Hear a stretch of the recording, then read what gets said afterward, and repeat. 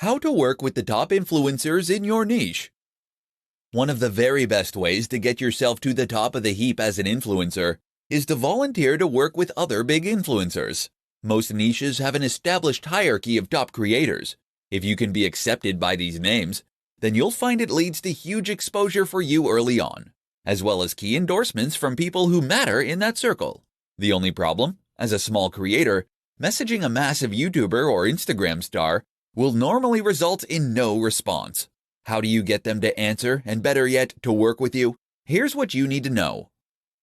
Start small.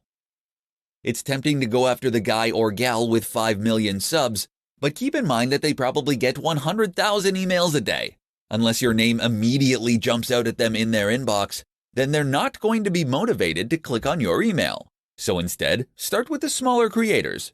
Start with the other micro-influencers that are currently in a similar position to you. You'll both benefit by sharing your audience, and then each time you grow this way, you can take on a slightly bigger creator next time. Make yourself known.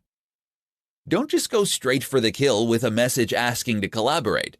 Instead, spend some time posting comments on their videos, liking their Instagram posts, and contributing to the discussion on their Facebook page. They'll see this, and you'll become known to them, such that when you email, they'll be far more likely to look. Message more than once. It's very important not to pester a big creator, as you can very quickly get blocked and ruin your reputation before you even get started. But just because they didn't answer you right away, that doesn't mean you shouldn't try again. Wait a while, then politely ask if they got your last message. Remember, these guys are very busy and get a lot of messages. They might have fully intended to message you back but became snowed under. Give them another chance. Network in person. The very best way to get creators to give you the time of day is to meet them in person, where you can make a much bigger impact much faster. Attend networking events and make sure to hone in on the people you want to work with. Monetization tips for influencers. Becoming an influencer opens up huge doors. If you have a large audience of people who are hanging on your every word, then you have the potential to galvanize that audience into a massive customer base. The problem is that many influencers have no idea how to do this. In this presentation, we'll change all that. Did you know that with 200,000 followers on Instagram, you can charge an average of $1,000 for a sponsored post? That means posting an image where you are wearing a particular item of clothing or consuming a supplement. It's an extremely easy way to make a lot of money that takes just 5 minutes. Now imagine how much you could earn if you had millions of followers. This truly is a cash cow, but there are a few caveats.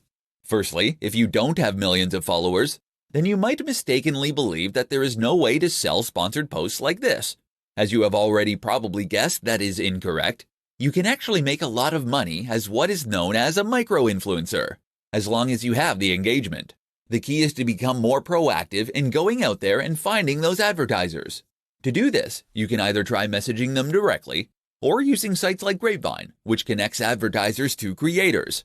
Either way, the key is to actively go out there and look for sponsors. But it gets better. Because think about it.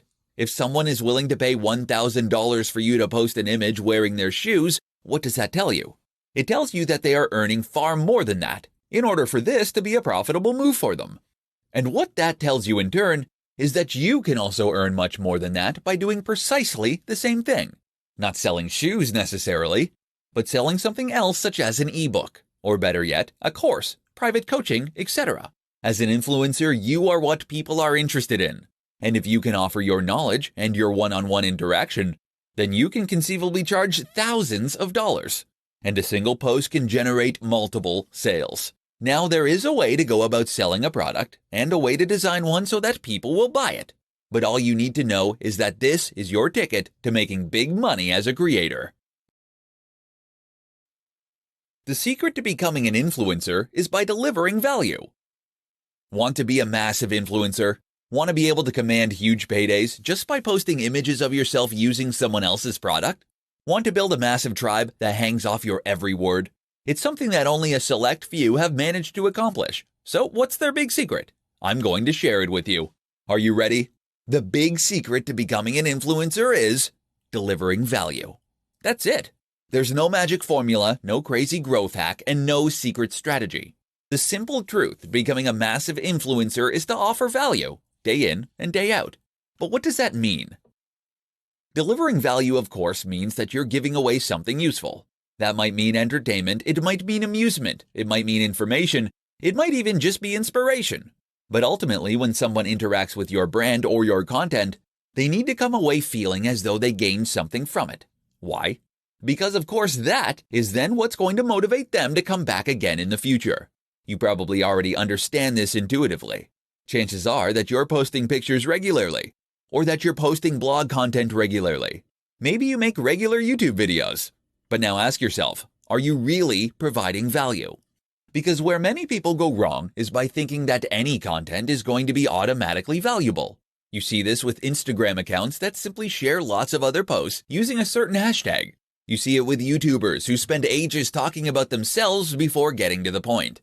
And you see it with blogs that post extremely generic and uninteresting content that bring nothing new to the table, probably because they hired a writer to do it who knew nothing about the topic.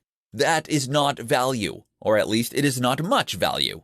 And so people don't follow. In order to provide value, you need to create content that leaves the person feeling something powerful, something memorable.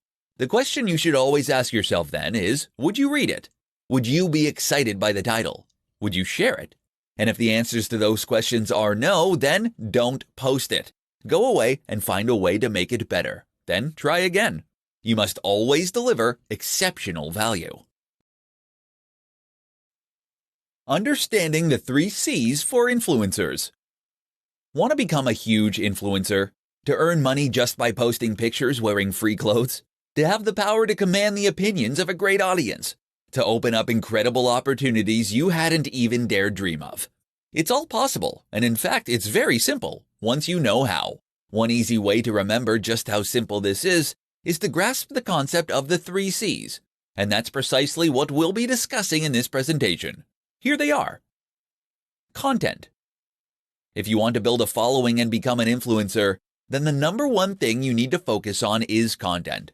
That means you need to create amazing blog posts, videos, podcasts, Instagram images, or whatever else. The point is that this is what people are going to follow you for. If you don't have great content, then you'll find that people don't come back. How do you define great content? Simple. It must provide value to the viewer. This can be value in the form of entertainment, information, or motivation. But whatever the case, it must offer value. The next C for influencers to learn is community.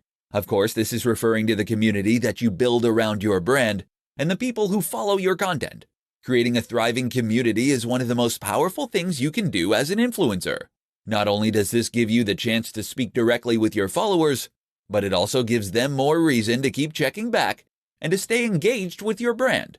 They've made friends and they're taking part in discussions. Communities are also what make a brand feel more like a movement rather than just a cynical business.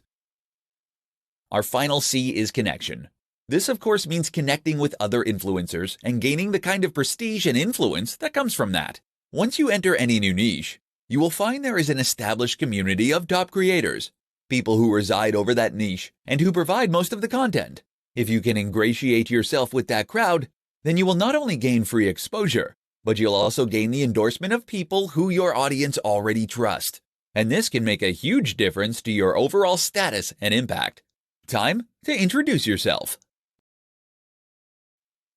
Which social media platforms should you build your influence on? If you want to become an influencer, then you need to build yourself an audience and connect with people that share similar interests to you. Sounds simple, right? Except that it's something that thousands of people want to accomplish and only a few actually manage. So where do you start? The first step, of course, is to choose the platform you want to build your influence on. Are you going to be the next big Instagram celebrity? Or do you want to become a YouTuber? These are both examples of places you can build influence, but they are extremely different in the way that they work. Let's start out by taking a look at the options, and then define how to best choose from those. Here are the best options for influencers. Run a blog. Blog on other platforms like Medium.com or Quora.com. Post to Instagram. Create YouTube content. Create a Facebook page. Create a Twitter account. Post to Snapchat. Use Vine. Use Twitch. Use Tumblr. Of all these options, I highly recommend one of the following 3 for most influencers: Instagram, YouTube, personal, self-hosted blog. While you can build social influence on any of the platforms mentioned, those 3 will lend themselves best to the process. That's because they allow you to post in a more personal manner, using your own name, and in a way that is highly discoverable for strangers. If you try to create an influence with a Facebook page, for example, then people won't know to find you unless they actively look or see your post shared by a friend. Twitter is also great for letting people to get to know you in this manner, but it doesn't allow you to post large amounts of content, limiting your influence. Don't get it mistaken. You should be on all these platforms ideally, and they all have benefits. But you should also focus on one main one, and that should be one of those 3. Which one of the 3 should you pick? Well, that comes down to a few factors. Firstly, you should pick the platform that is best fit for your kind of content you want to create. Great at photography? Then Instagram is a good pick. Prefer writing? Go for a blog. You should also consider your target audience and where they are likely to spend time. Look at the demographics of each platform, along with the kind of content that typically goes there. Ultimately, the right answer is the one that you feel most comfortable posting to for years to come.